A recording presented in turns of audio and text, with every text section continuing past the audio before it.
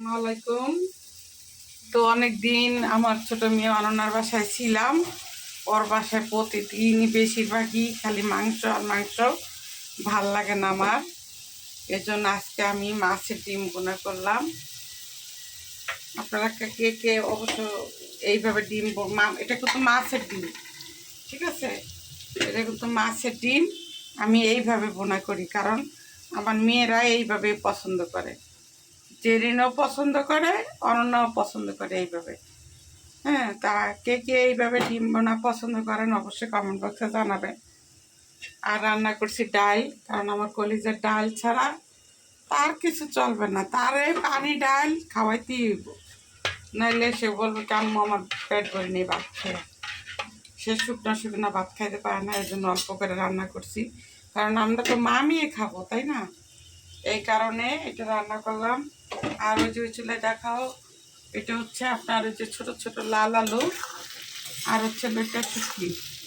কে কে এইভাবে পছন্দ করেন বোনা অবশ্যই কমেন্ট করে জানাবেন।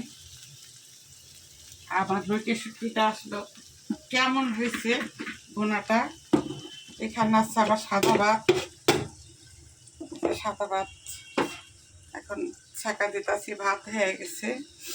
আর লোটে মাছ আসলে কি রান্না করতে অনেক সময় লাগে সত্যি। অনেকে বাসায় দাওয়াত দিলে বলে কি মাংস খাবো না, পোলাও খাবো না, একটু ভর্তা ভাত খাবো। হ্যাঁ, একটু ভর্তা ভাত করেন, তাইতেই ভালো লাগবে। কিন্তু আসলে কি জানেন, ভর্তা ভাত করতে যে এত সময় লাগে আর এত কষ্ট, মানে কি বলবো, এই আলু কাটা, পেঁয়াজ কাটা, এই ভর্তা ভাত করতেই বেশি অনেক সময় লাগে।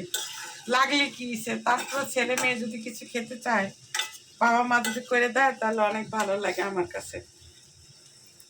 এই লোটে শুটকিটারে প্রথম আমি কাটছি, কাইটা আবার মনে করেন একটু টালছি। অনেকে বলেন টালা, অনেকে বলেন ভাজা, মানে শুটকিটা কাইটি এমনি আমি যেভাবে রান্না করি আমি সেইভাবে বলতেছি আর কি। তারপরে ভাজা, তারপরে গরম পানি দিয়ে সেদ্ধ বসাই দিছি। সেদ্ধ বসাই দিয়ে তারপরে মনে করেন এটারে ইচ্ছা মতন লবণ দিয়া ধুইছি। কাঁচা মাছ যেরকম আমরা ধুই, ঠিক ওইভাবে ধুইছি। ধোয়ার পরে একদম মানে সাদা হয়ে গেছে। তারপরে দেখেন এই যে মাছগুলো, এই মাছগুলোরে পাটায় ছেঁচছি।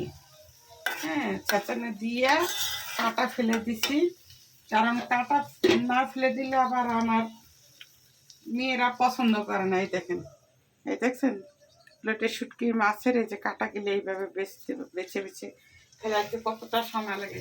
তা শুটকি খাইতে আসলে অনেক সময় লাগে, এটা অনেক সময়ের ব্যাপার।